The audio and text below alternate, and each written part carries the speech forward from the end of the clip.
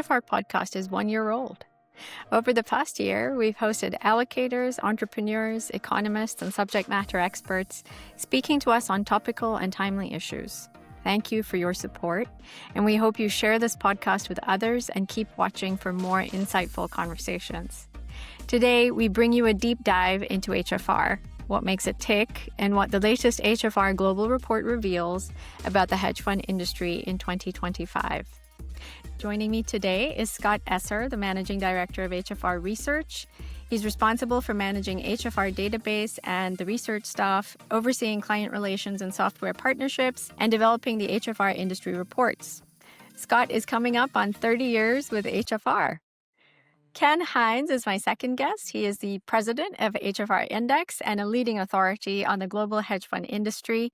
Ken works with the industry's most significant institutional investors and thousands of managers across the globe.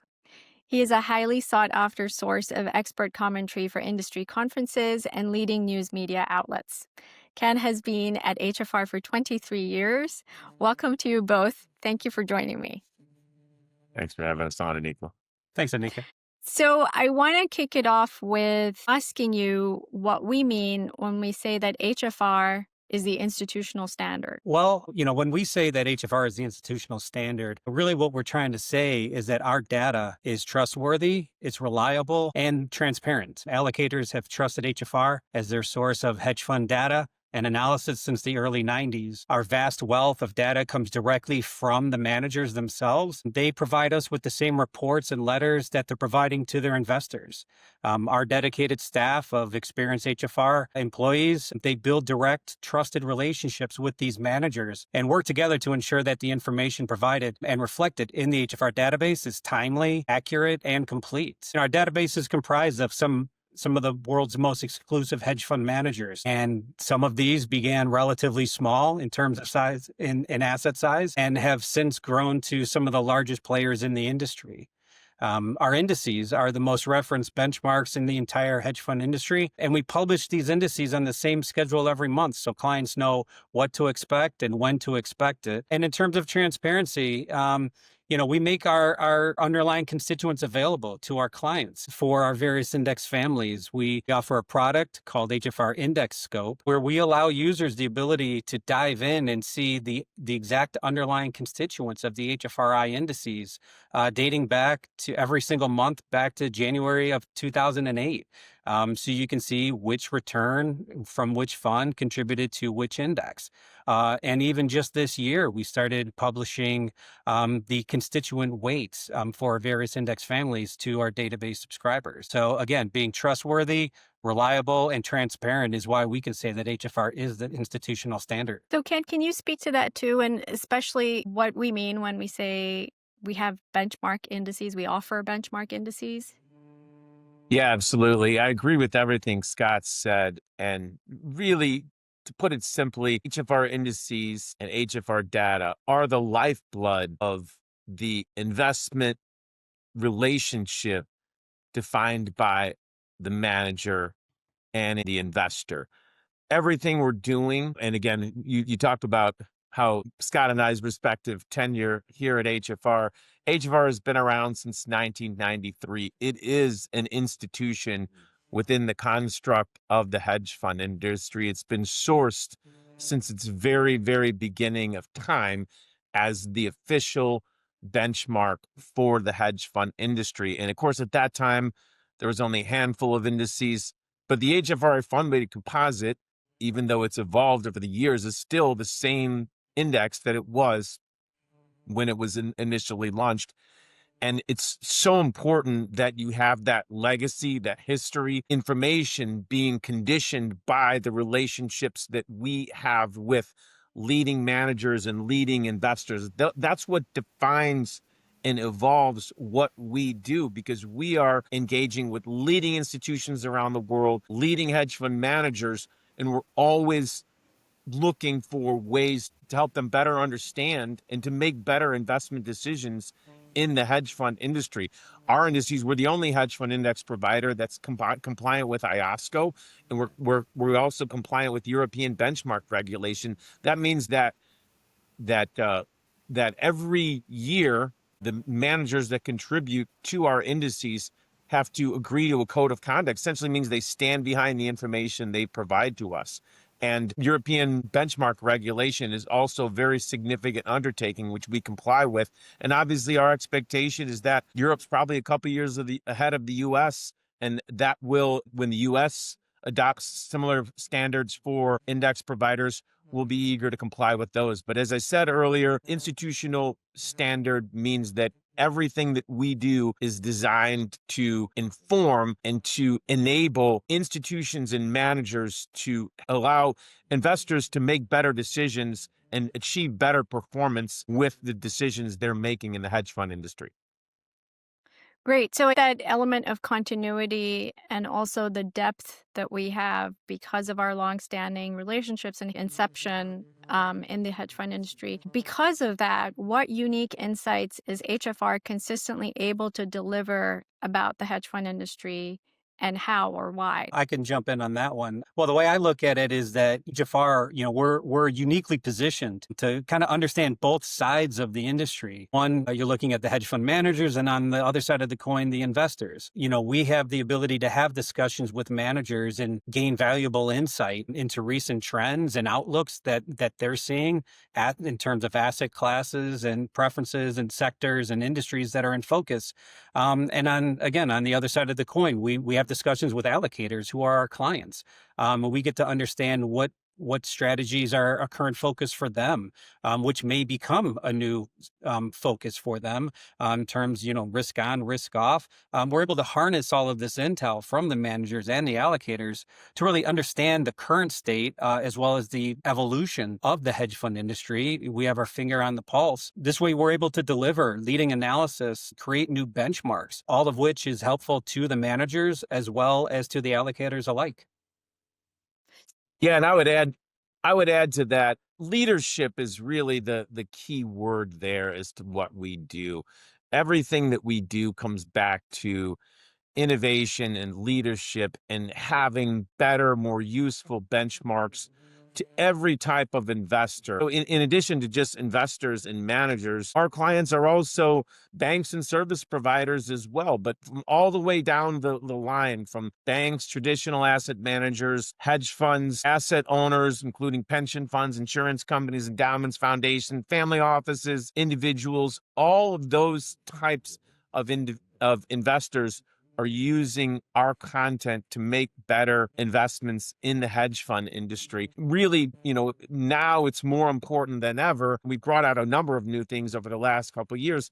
We had a huge expansion of our cryptocurrency sub-strategies, which was a project years in the making. The thing that surprises most people is that we launched the first index of cryptocurrency in December of 2017. That was a long time ago for sure, and way ahead of its time, but we've been there. We've launched a very exciting multi-manager pod shop index. We've launched the long volatility index. And again, coming back to providing the architecture and enabling investors and managers to have a better relationship to allow investors to make better decisions with the capital they're allocating to hedge funds. That's great, Ken. You did jump ahead a little bit and answer something that I was going to ask you later, but let me ask you first about the quarterly global industry report that's just come out. What are some of the most interesting insights from the data that you see right now? The position of the industry is very strong, the strongest that I've seen in any recollection. The growth of the industry, the performance of the industry are both really firing on all cylinders. Even with the small hiccup we had in terms of financial market volatility at the end of March, the beginning of April, the hedge fund industry really navigated that in stride, and it's been a strong year. You're seeing investors allocating to the hedge fund industry. As Ken said, we can see industry assets at a record high. We're brushing up against the milestone of $5 trillion across the hedge fund industry. We've seen this growth happen over the last few years and has really accelerated in the past 9 months. We're also seeing investors coming back in. So it's not just performance-based assets. We are seeing investor allocations at the highest level in the third quarter that we've seen since 2007. So to reiterate what Ken's been saying, the industry is firing on all cylinders. We've seen great performance across the board. Investors are interested in allocating across all strategies, and assets as a whole continue to grow. You're seeing managers positioned with that positive optionality that other alternative areas don't provide. And over a longer period of time, increased institutionalization, that base of capital shift from being primarily individuals to primarily institutional, from banks, asset owners, and more family offices, endowments and foundations, insurance companies all come into the marketplace, and they're all looking for that positive optionality, that opportunity to have strong performance in a risk-on environment like we've seen now, but also to be defensively positioned and through a risk-off environment as well. So shifting gears a little bit, I want to understand some of the details a bit better. So Scott, would you say that HFR's taxonomy of strategies is practitioner driven? How does HFR decide or restrict its analysis geographically, by firm type, etc.? Sure. Yeah. I mean, in terms of our overall database, we don't have restrictions on geography or firm type or even asset size. Our database overall, it's global. We have firms from over 50 countries represented in our database. In terms of asset size, it ranges anywhere from tens of billions of dollars down to a few $1 million because our clientele, vary in what they're in terms of what they're looking for allocations. And so the wider net that we can offer to our clients, the better. Our database is comprised of private hedge funds, fund of funds, UCITS products, risk parity products, crypto products, asset manager risk premia, you name it, we got it. And to speak to the strategy classification, that's probably one of the things we're most proud of here, because really we were able to help pioneer how the industry classifies strategies and sub-strategies. And we've been able to launch indices based off these, in addition to the unique characteristics that Ken was mentioning earlier. Things like our multi-manager pod shop index, our long vol index, which happened to be launched right at the beginning of the second quarter when volatility was spiking. And even further to Ken's point, we recently expanded our crypto sub-strategy classification. We used to have 2 different buckets, and now we have 11. So, as the industry evolves, we're evolving, and our data reflects as such. Yeah, I would just add to what Scott said. I mean, there's just no question that the classification, you could think of it as the Rosetta Stone. I've traveled the world over to meet with investors and managers from every country that has a hedge fund. Invariably, and we're very proud of this fact, this taxonomy of strategies goes through any barrier. This is the ultimate guide to managers and investors conversing on what does this strategy do? How does it work? What should I expect from this strategy? That is all baked into this very robust model, and invariably every manager finds a place on this map. And one of the things that's really, I digress for a second, when we sat down to author this thing and to really create this vision of what this taxonomy should do, it wasn't just me writing it. It was me talking to managers about how it should be written. And I remember the experience of doing this in 2006, 2007. I was captivated by how passionate managers were about having the opportunity to describe what they're doing and how it's different from something else. And that kind of summed together, rolled together all the thousands and thousands of funds that Scott has seen in his 30 years of reviewing fact sheets and descriptions and interacting with managers is what makes this body of work so seasoned. Many managers that are in the database now, that are in the indices now, that have $20 billion, were just starting out. And they weren't even in existence before Scott started here at HFR. And they started off and they were, $50 million fund or even smaller. And so that's what's really great. And that those managers, they feel like the relationship with HFR has been a part of their trajectory of growth. And that's really what makes everything we do informed by the managers, informed by what the investors are driven to. And we keep bringing more innovative concepts to all parties. That's great. And I, as a former academic economist, it's also really interesting to me that we maintain a dead funds database as well, and that we are consistent about our definitions. We continue to update them, but maintain a historical record of, what our classifications are, which provides that longevity of what we do, as well as our cross-sectional breadth. I have one final question for both of you. And it is around this issue of data quality, obviously the bread and butter of what HFR does, but maybe something people don't understand, because data on alternatives is sometimes it's very, very private, very, very secretive. Other times it's just not available. How does HFR navigate issues of data quality and data integrity to a standard? Sure. Yeah, and this kind of goes back to why HFR is the institutional standard. Data quality and integrity is what it's all about. As noted, the HFR staff is very experienced. We know what to look for and how to look for it.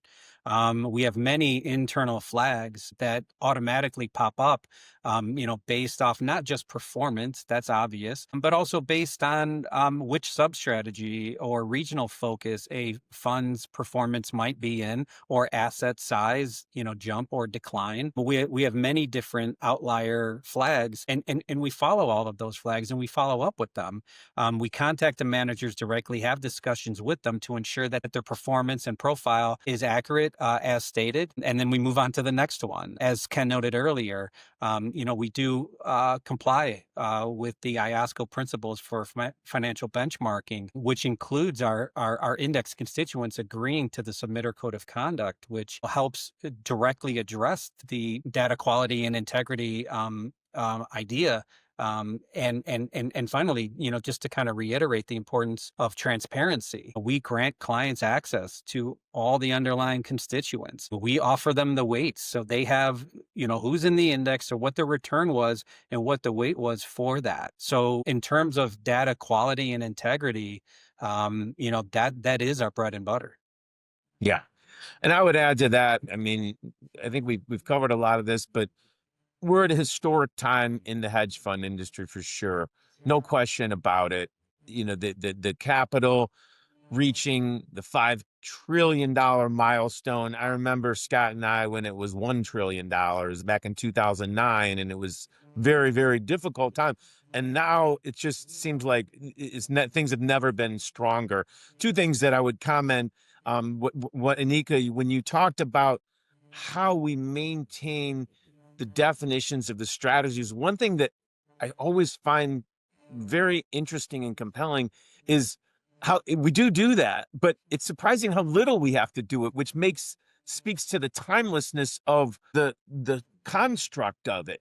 I think of our strategy classification, everybody tries to imitate it and try to do something similar. But the bottom line is that our vision of creating this construct that investors and managers can communicate, they can use to make better decisions and have better conversations about how they're allocating, what they should expect from the strategy, it's a really timeless thing. And that's what's very exciting, is that every managers that come to us can find a place and say, yeah, that's what I do. That's what I do. Every single person that comes to Scott and his group, they can find it. The other thing, as you talk about quality, there's really two completely different teams that are working with the managers in terms of ingesting the information from them. We have the research team, and then we also have the index administration team. So there's really sort of 2 points of contact that really help to manage the ingesting of that information from the managers, and certainly the index client-facing team. We oftentimes have managers that are clients as well. So that's really 3 points of contact for managers. So it really is a very, very powerful way for us to understand the managers. Everybody at HFR understands strategy classifications, and it's probably the most fundamental lifeblood of what we do, is the idea that we are defining these realities, this descriptively and analytically defining what managers do in a way that everybody can relate to it. Small manager, large manager, mid-size investor, you name it, everybody understands it and everybody uses it. And that's the power of the institutional standard. That's what makes us different and more powerful than anything else in the space, is that we have these deep bench of managers, service providers, and investors that can't be replicated by anyone else in terms of the way that we leverage those relationships to always be building better points of reference, allowing people to make better decisions about what they're doing in the space. Thank you. Well, that brings us full circle, I think. I want to thank you both for taking the time to sit down and chat with me. Thank you for helping me celebrate 1 year of the HFR podcast. And I will see you guys back at the office. Thank you. Thanks, Always Nick. great to come on. Thank you.